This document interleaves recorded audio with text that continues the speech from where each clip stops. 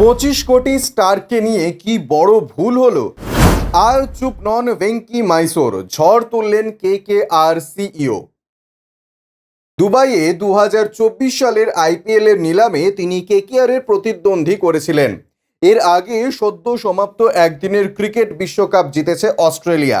সেখানে অনবদ্য পারফরমেন্স করেছিলেন অস্ট্রেলিয়ার পেসার মিচেল স্টার্ক। নিলামে তাই স্টার্ককে নিতে মরিয়া ছিল কেকেআর এর প্রতিনিধি ভেঙ্কি মাইসোর। অর্থের কোনো পরোয়া করেননি, 24.75 কোটি টাকা দিয়ে চুক্তিবদ্ধ করেছিলেন অস্ট্রেলিয়ান স্টারকে, যা আইপিএল এর নিলামের ইতিহাসে রেকর্ড করেছে।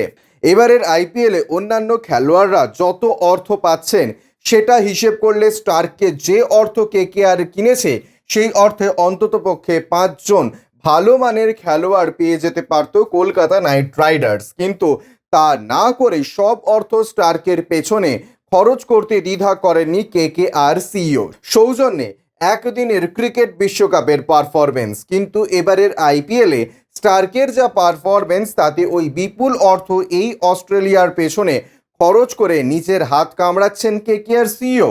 এই প্রশ্নের উত্তরটা নিজেই দিয়েছেন ভেঙ্কি মাইসোর। তিনি বলেছেন, আমরা কেবল মনে করেছি যে মিচেল স্টার্কের মতন খেলোয়াড় কেকেআরে যোগ দেওয়ায় দল বেশি শক্তিশালী হবে, দলের গতি বাড়বে। এ ব্যাপারে সহায়তা কর্মীরও সাহায্য করেছিলেন, যার মানে স্টারকে কেনার দায় শুধু নিজের ঘাড়ে রাখলেন না কেকেআর সিইও। ইতিমধ্যেই স্টারকে নিয়ে কেকেআর এর শিবিরে বিপুল টানাপোড়েন শুরু হয়েছে, যার প্রমাণ আরসিবির ম্যাচের পর স্টার্কের ব্যাপারে মুখ খোলেন দলের অপর পেসার হর্ষিত রানা। তিনি জানান, তাদের ধারণা যে স্টার্ক কোনো না কোনো দিন কেকেআর এর ম্যাচ জেতাবেন। Bureau report, UJ news.